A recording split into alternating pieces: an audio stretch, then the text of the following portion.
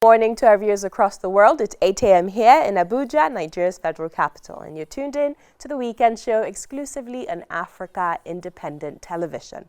On this program, we engage in intellectual discussions regarding lifestyle, politics, sports, and entertainment. We'll take a short break right now. When we return, more on the weekend show. Don't go anywhere.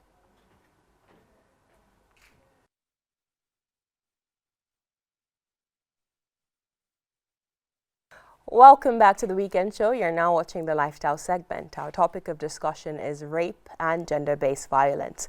The Violence Against Persons Prohibition Act, VAP, was passed into law in May 2015 in a bid to prohibit all forms of violence, including physical, psychological, sexual, harmful traditional practices, and socio-economic violence. The National Agency for the Prohibition of Trafficking in Persons, NAPTIP, is named as the service provider of this act. One of the very notable and commendable provisions of the VAP Act is its expansion of the meaning of rape as its prohibition, therefore.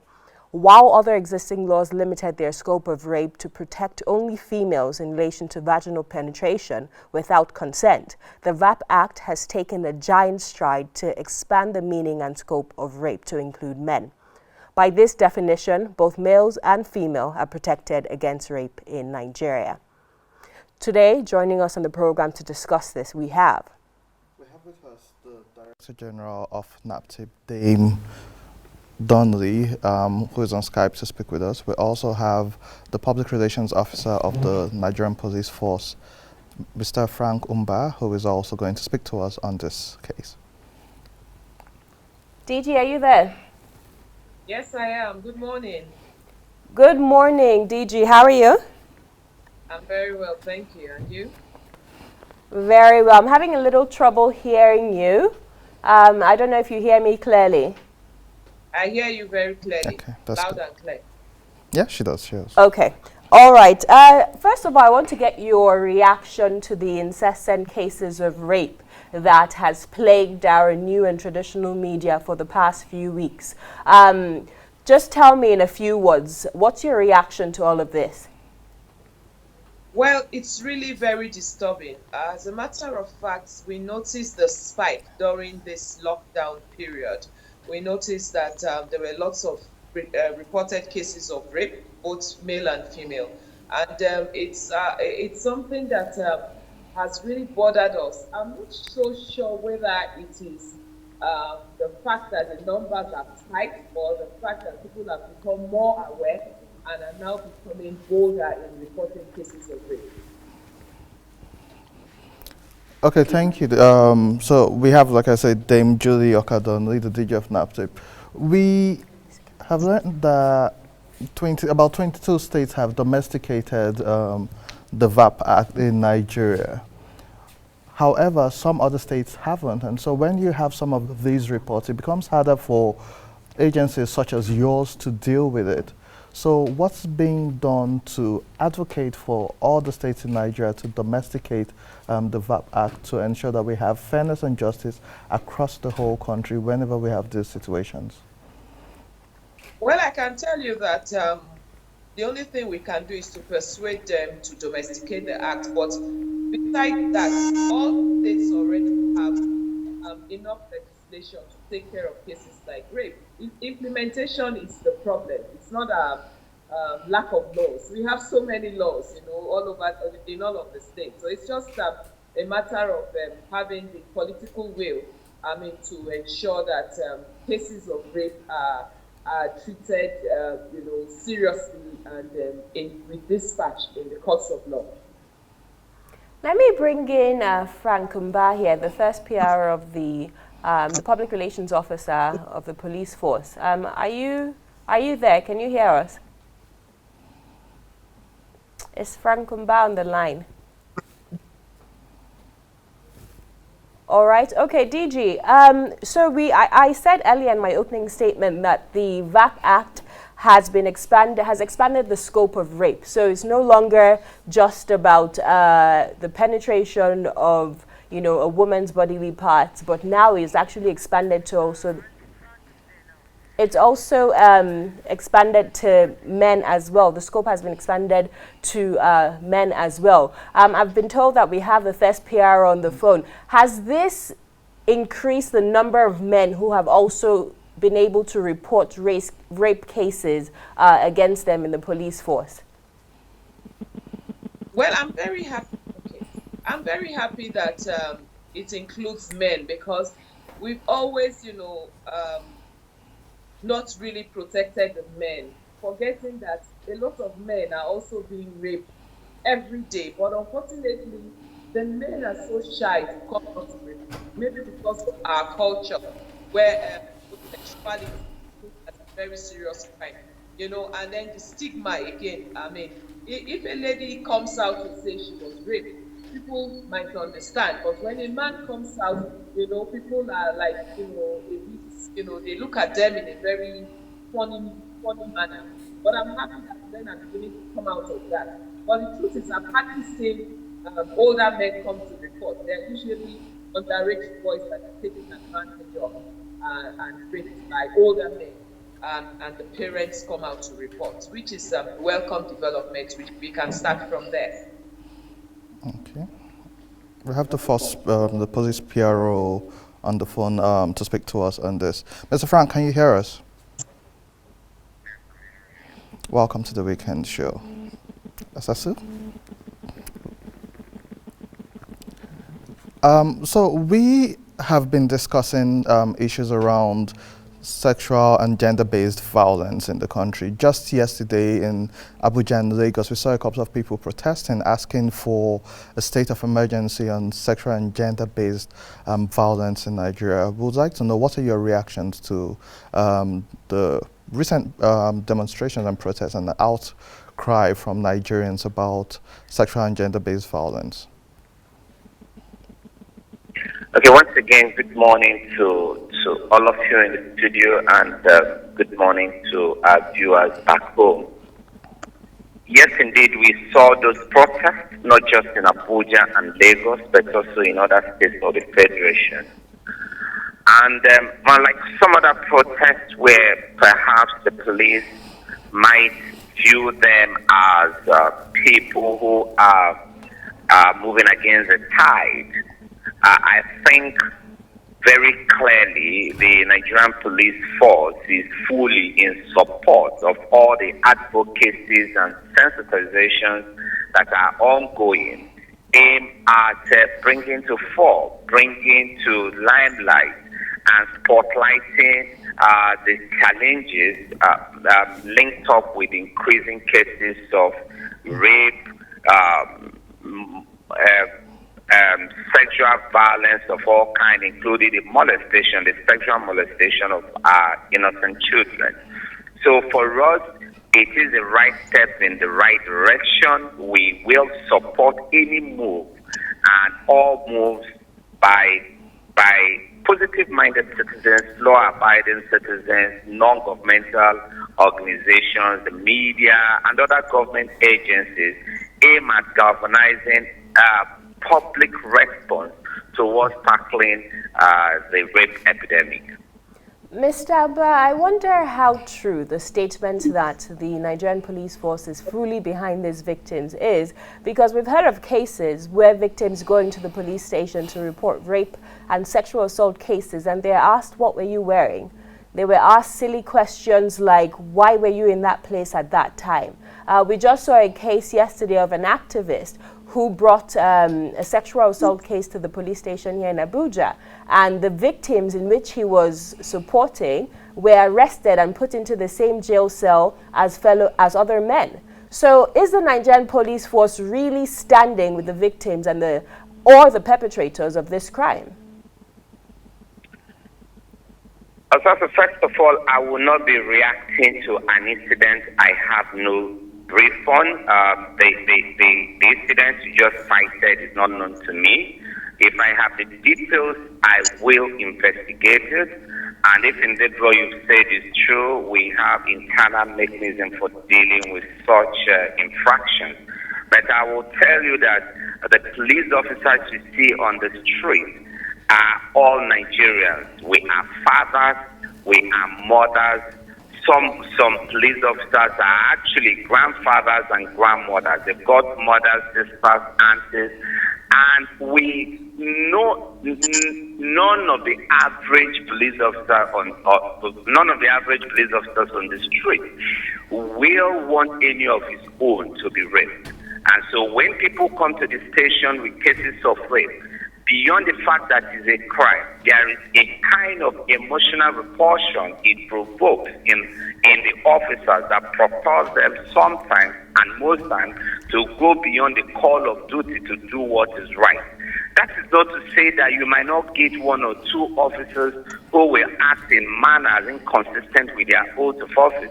But I would tell you on this program, and I would say so most responsibly, that the bulk of police officers out there are working day and night to deal with these challenges. And that's why we are happy that people are beginning to speak out. And that's why we are happy that people are beginning to break the conspiracy silence that has favored the rapists and embolden them to keep moving from one victim to the other, to the other, to the other. It is high time we began a process that will begin to treat our victims as heroines when they make bold to come out and report, while treating the suspects as actually the suspects. Stigmatization should actually go with the suspects and not to the victims who are coming out to seek for justice and for redress.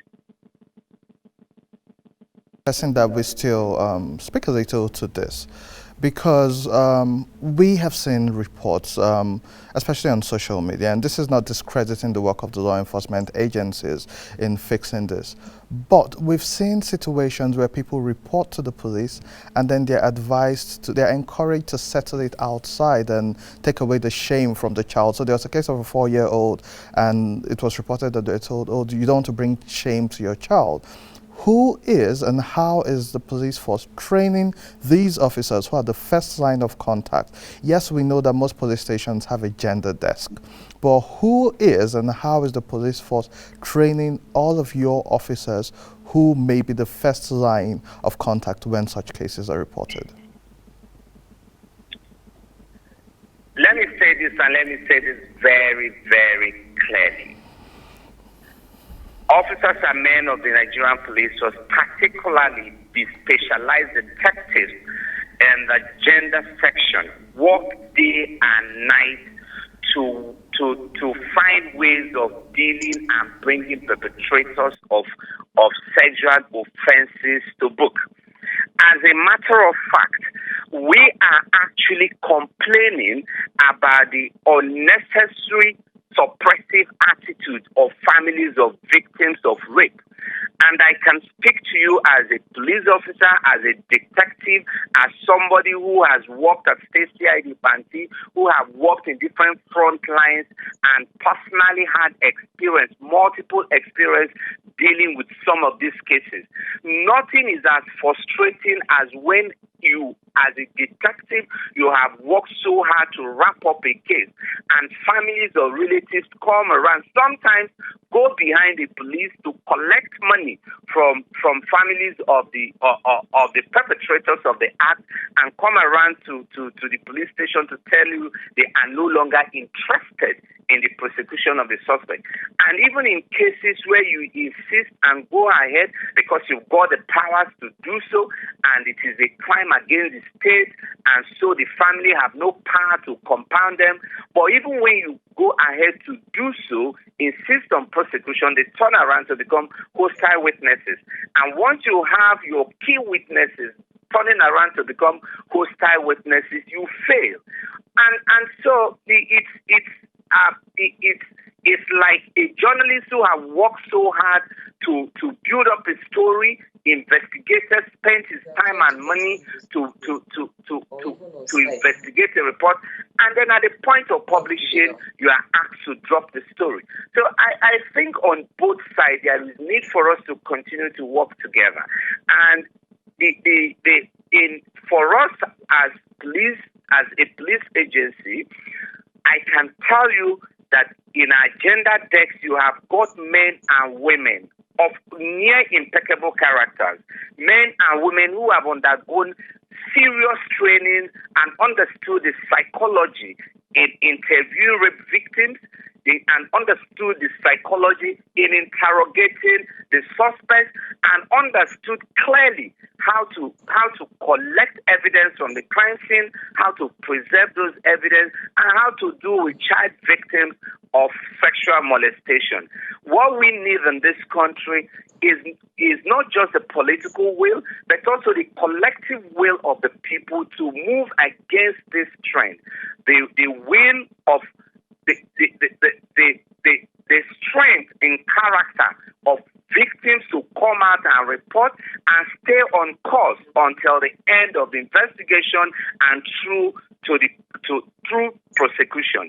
We must support them in different ways and in whatever way we can to make sure that they stay strong, they stay focused, and they stay till the end of the case.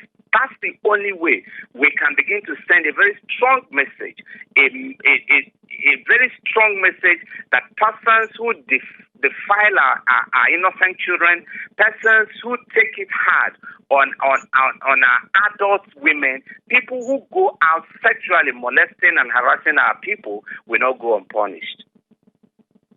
And are you going to retrain the police officers on these issues? Because even the VAP Act, which has been passed, so there are now modifications to the extent of the law. And even before we get into the training, which I want you to specifically address, let me bring in the DG here. I hope the DG is still on the line. Let me bring her in here because this VAP Act is domiciled within the NAPTIP organization. So you've heard what Frank Mba has said. Do you agree with him that the onus is mostly on the victims who end up settling out of court, withdrawing their cases from the police force even after a thorough investigation has been carried out? Unfortunately, these are some of the frustrations of law enforcement agencies, where after painstakingly carrying out arrests and investigations, the victim's family, withdraws the case, and there's absolutely nothing you can do. Yes, it's a case against the state, and then if they insist that they don't want to continue with the carry on with the case, they will frustrate you because they will refuse to show up in court as a witness. And if you don't have a witness in court, the case will be struck out. These are some of the challenges I have. Personally, in NAPTIP, I've told my officers that we are not going to withdraw any case. We'll go along all the way. And when we get to the court, the victim refuses to testify or becomes a hostile witness and does not show up, so be it, because it's quite frustrating as a matter of fact. But DG, I'm sure you've spoken to victims and you've heard them say they've gone to the police station to report. We see this all the time. We've gone to the police station to report and they didn't get the response that was welcoming for them to follow through with the cases. In that situation, how did you handle that? What training and what collaboration did you carry out with the Nigerian police force to bring justice to these citizens? NAPTIP officers are very well trained.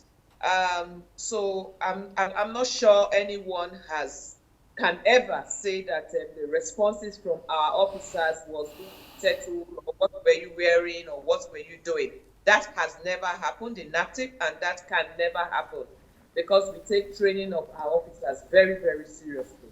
And I cannot speak for the Nigerian police force. I can only speak for NAPTIP, and I can tell you that our officers are very well trained and very professional. And that cannot happen there. So we don't have cases being reported to NAPTIP and treated in that manner. So but DG, in order for you to be successful, you have to work with the police force, right? NAPTIP cannot go about either, enforcing or ensuring that these perpetrators are put in jail. You have to work with the police force in the implementation of the VAP Act. So in your collaboration with the police force, how can we better the process? Because at the end of the day, this conversation is all about the victims. We can, year after year, talk about rape cases, talk about sexual violence against women, and it's all just going to be rhetoric if we don't fix the broken system that doesn't see that justice is meted out for these people that are raped and sexually assaulted. So how is your relationship, how is NAPTIP's relationship with the police force in ensuring that victory is seen for the victims? Yeah, we have a very good relationship with all the law enforcement agencies, and we work very closely together. There's a lot of cooperation and synergy. But truthfully, I must tell you that with what is going on now, we would have to have a kind of joint training session with the police and the first line responders. Because I mean, the response to victims is very important. You don't re-victimize a victim or make the victim the perpetrator. I mean, the stigmatization should go to the perpetrator and not to the victim. So we need to change the mindset of all the first line responders, because this is a very, very serious problem that has to be tackled now. Okay, I'll bring back Mr. Omba to respond to what Osasu has said and what we've spoken about training. I would like to commend the DG of NAPTIP for speaking on how there needs to be a joint training between NAPTIP and the law enforcement agencies and first line responders. It's extremely important that they work together. But Mr. Omba, can we hear your comments, your final comments on this? I totally agree with the DG, and I also totally, absolutely agree with the sentiments you have expressed in the studio in concerning the need for more training. As a matter of fact, for those of us in the law enforcement agencies, and I'm sure it is also applicable to specialized agencies like NAPTIP, training is something that must run in continuum. It is something that must remain ongoing perpetually as long as you are in the service, because new laws are emerging. There are emerging international best practices on how to do things. New interrogative approaches are also emerging. So we must continue to train our personnel, and when we also continue to train with other agencies that we work together with. But the truth again is, we must not remain on this narrow path. There are so many other agencies that are also involved indirectly in ensuring that the war against rape and sexual violence are dealt with. We must also train our journalists, for example. The way the media depicts and report sexual offenses can also make or mar not just the investigative procedure, but also how victims will react. If we report cases of rape and sexual violence in a manner that victimizes or re-victimizes or subjects the victim to secondary victimization, they will also be scared. I can tell you, I've also spoken to a lot of them, and part of their problem, beyond the fear of stigmatization, the fear of humiliation, the fear of reprisal, and the rest of them, part of their fears is also the amount of publicity that comes around them when they report the cases. And so we must also look at that and streamline how we report cases so that we don't make them shy and unable to come up. Beyond that, we must also continue to talk also with our other partners, for example, in the medical profession, because we rely extensively on our colleagues in the medical profession to also carry forensic examination of the victims. And most importantly, we must also continue to educate our citizens on how not to mismanage crime scenes when a rape incident or any of the sexual violence offenses occur. And when I speak about crime scene, I'm not just talking about the physical location where the crime took place, where the rape took place. I'm also speaking about the living crime scene, which is the body of the woman that has been defiled.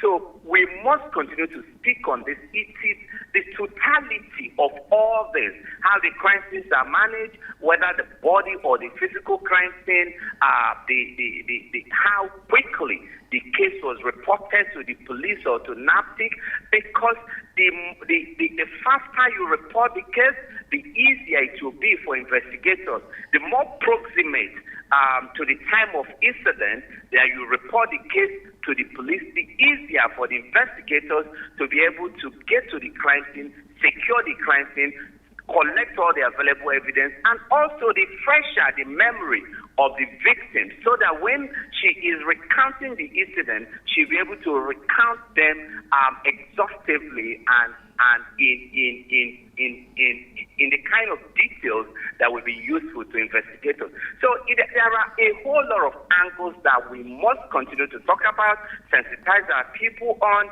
train our personnel on, and work together to deal with this monster called rape and sexual violence. Thank you for sharing your thoughts, Mr. Amba. I quite agree with you, and I'm glad that you recognize the fact that more training needs to be carried out.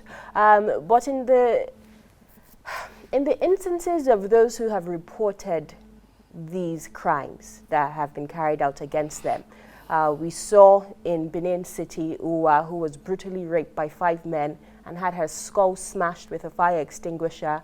What has been done and what is being done about that? In the case of Kadarat, who was killed also, was kidnapped, raped, and killed, what is being done about that?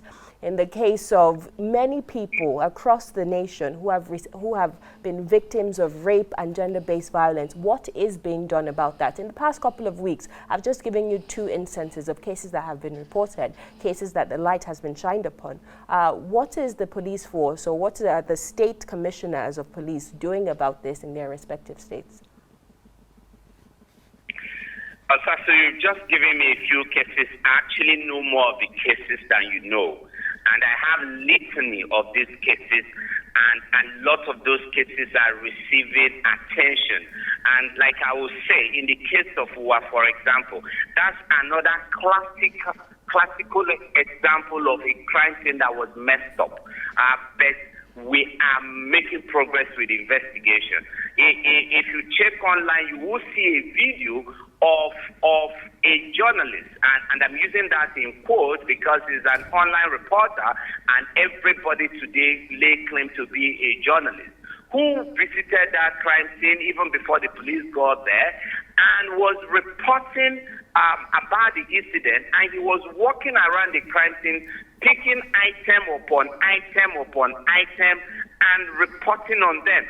And that's how not to handle a crime scene. But in spite of that, I want to tell you something. We've made significant progress in the investigation of Uwa's case. But we are deliberately keeping quiet. We are deliberately keeping mute because we don't want to jeopardize the progress we are making.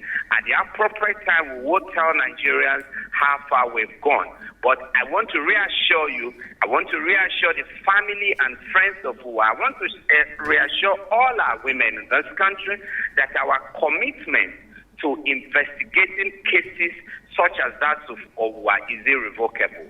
We will go any length within the confines of the law to ensure that the perpetrators of that crime are not just unearthed, but that they are actually brought to book.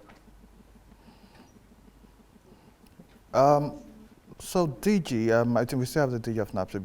Final words, how can we, the people, Nigerians, families, individuals, how can we help make your work easier to ensure that these victims are protected, that the criminals are prosecuted and convicted? Because the numbers of cases being charged against the number of convictions is still relatively low. What can we, Nigerians, we the people, what can we do to help? Awareness is key. A lot of people are very ignorant of what to do in cases of reporting. You know, it's not enough to report a case of rape, and after we carry out investigations and we start to want to prosecute, the families are a big problem to us. They come and they say they want to settle. Sometimes we have problems with even the church leaders too. They want to settle, especially if the person is a prominent member of the church. The community leaders, you know, they now see rape as a family matter. Rape is not a family matter. You know, they have to encourage the law enforcement agencies to do their jobs and to prosecute, because if we keep settling it the family way, then of course we'll make light of it. And again, like Mr. Frank Mba said, the way the journalists sometimes report cases the way people publicize cases without protecting the victims. They mention the names of the victims. The victims' names should never be mentioned. The perpetrator's name, yes, can be mentioned. And again, when you want to report a case of rape, you must report it immediately, the way it happened, with everything in your body, so that way we can get enough forensic evidence to prosecute as quickly as possible. So reporting is very important, and of course, the way we report it and education, awareness. It's good to report cases and to follow up cases. Julie Donli, thank you so much for your time. Frank Kumba, thank you so much for your time as well. It's always a pleasure speaking to you guys. It's my earnest desire that more will be done around this case of sexual violence against women and girls. I sincerely believe everyone has an integral role to play, the law enforcement agencies, the National Agency against the Prohibition of Trafficking in Persons, as well as every single Nigerian, journalist, those on social media, as you said, those who are actually going into the crime scene to contaminate it. We all need to educate ourselves on these issues and react better and more professionally. So thank you again for your time, and we hope you will exceed when next we call on you to join us on the weekend show. Thank you very much. You're welcome. We'll take a short break right now. When we return, more on the weekend show. Don't go anywhere.